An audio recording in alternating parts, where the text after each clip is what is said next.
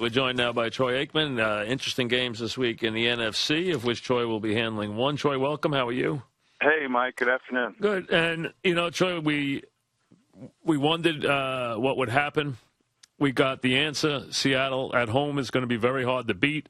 The one team I think that can beat them, that has everything to beat them, if they play their A game, is San Francisco. And obviously we will see that matchup this week. Yeah, no, I think it'll be a heck of a game. I mean, it's always a great game between these two teams. I think it's probably the best rivalry right now in football.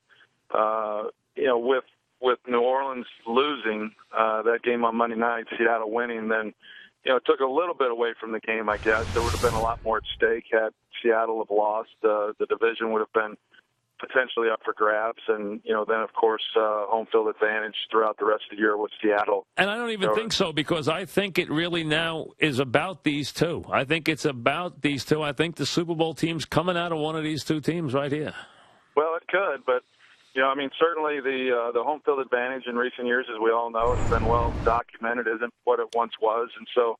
If you do have to play in the wild card round, even if you play in the wild card round on the road, we've seen teams that have gone all the way. So that doesn't seem to be as big of a deterrent as it once was. Seattle, a lot made of the defensive players, with the secondary guys who had to come in last week and did a great job in that game against New Orleans and their passing attack. But offensively, they've had to overcome some things as well with injuries to receivers. They've had their tackles out of the lineup until the last few games. And so they've really displayed a great deal of depth and resiliency throughout this season to get to where they're at. They have a very good defense, and they do have a very big home field advantage now. They have won 14 games in a row at home.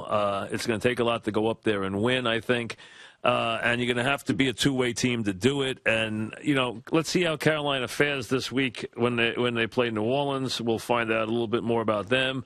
But I think we're looking at the class of the league here. I think what San Francisco needs is they need the other wide receiver to really step up. If they can get that and give him another target, that can be a big difference for them. They have to have it, because I think Seattle's secondary can shut down a lot of what they do. They need another target like Crabtree to just step up and be a big factor in the game.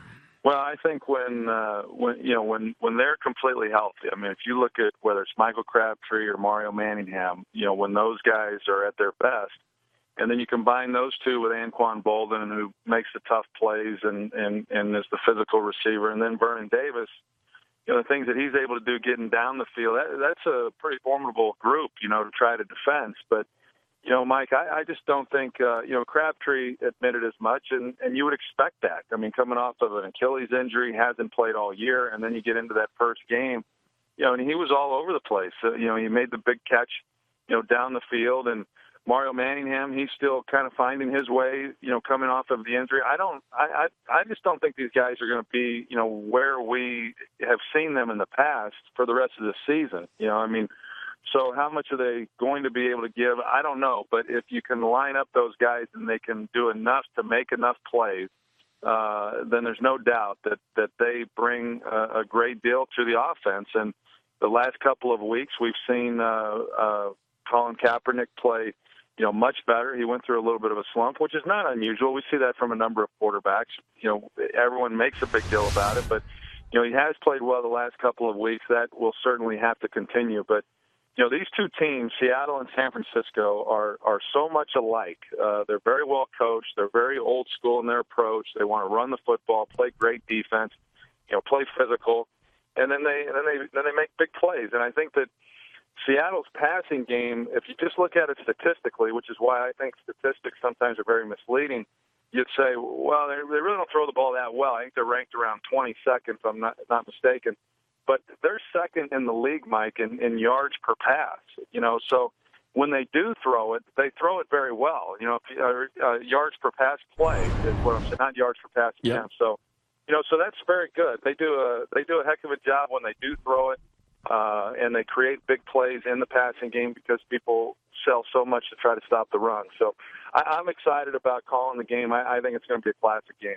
I'll tell you what else is a big game. The Sunday night to see the Saints bounce back against the obviously against the red-hot Panthers. who could take control of that division, and that is very much for the 2 seed.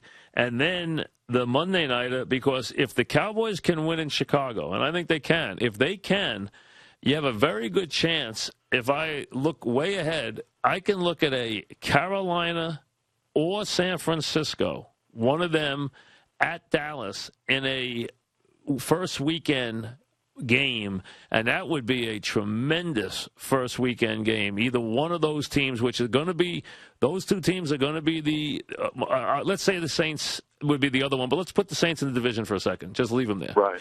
Carolina or San Francisco at Dallas would be a tremendous game the first weekend of the playoffs. That depends on what side of the fence you're on. I mean, I think if you're a Cowboys fan, I don't think that you'd be too excited about that. I don't know.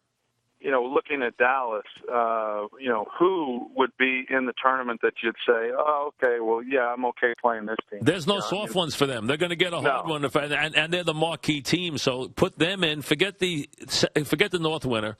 And I'm not even sure Rodgers coming back now. They might be done for the year. So it's going to be probably the Lions. And that's going to be fun, too. But how about Dallas against, let's say it's San Francisco-Dallas. What a tremendous first-round game, huh? Yeah. Well, there's great playoff history, between those 2 franchises. So from that standpoint, it's good. I do think that as it relates to Dallas, the whole year, guys within the organization, players were saying that this team just felt different. I remember talking to head coach Jason Garrett when they were 4-4, and he said, I just really like this team. And you're saying, really? I mean, you've given up over 600 yards of defense. You're not moving the ball offensively. I mean, but yet all year long, everyone has been saying how much they like this team. And the last couple of weeks, we've seen a little bit more of it.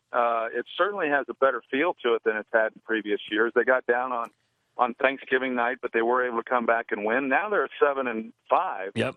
And they win in this game. They're in good. They're in the driver's seat. They could go 10-6 easily. They go 11-5 easily. Absolutely, and I'll tell you, they will harken back to the drive against the Giants when the game was tied, because that was when they had to show up, and they did. They made every play on that drive they had to make. They never gave the Giants the ball back, and they will go back if they have a successful year and go into playoffs and maybe do something. Who knows? We'll see. But the point is, they will harken back to that drive, because that drive finished the Giants, and the Giants, if they had won that game, man, they'd be crazy now, but they didn't, and that drive is going to turn out to be a pivotal moment in this season.